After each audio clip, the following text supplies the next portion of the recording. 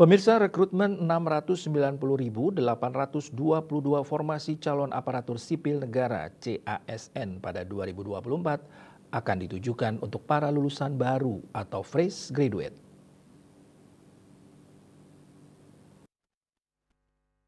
Menteri Pendayagunaan Aparatur Negara dan Reformasi Birokrasi Abdullah Azwar Anas mengatakan, pemerintah memberikan kesempatan kepada lulusan-lulusan baru atau fresh graduate yang tahun ini sangat besar dibanding tahun-tahun sebelumnya, seiring dengan beberapa tempat yang memang membutuhkan fresh graduate, yaitu totalnya 690.822 formasi yang diumumkan dan ditetapkan oleh Presiden Joko Widodo. Selain itu, berdasarkan data Badan Kepegawaian Negara sesuai amanat Undang-Undang Nomor 20 Tahun 2023 tentang aparatur sipil negara, pemerintah akan menyelesaikan penataan tenaga non-ASN, yakni dengan melakukan rekrutmen untuk pegawai pemerintah dengan perjanjian kerja PPPK sebanyak 1.611.727 formasi bagi tenaga kerja yang belum diangkat sebagai PPPK. Azwar menjelaskan bahwa dari total 2.302.543 formasi yang akan dibuka selama rekrutmen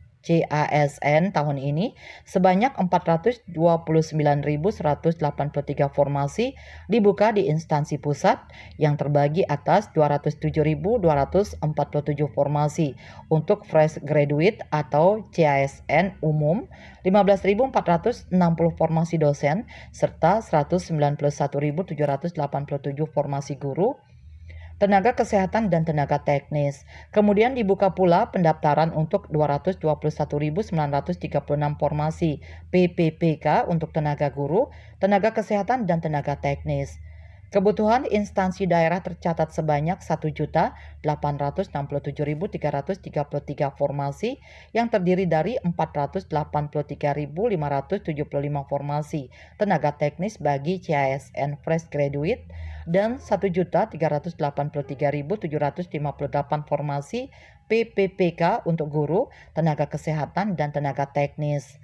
Azwar menjelaskan bahwa kebijakan rekrutmen CASN tahun ini difokuskan pada pemenuhan layanan dasar, terutama tenaga guru dan tenaga kesehatan, terutama di 3 daerah 3T. KMB Bali Pos melaporkan.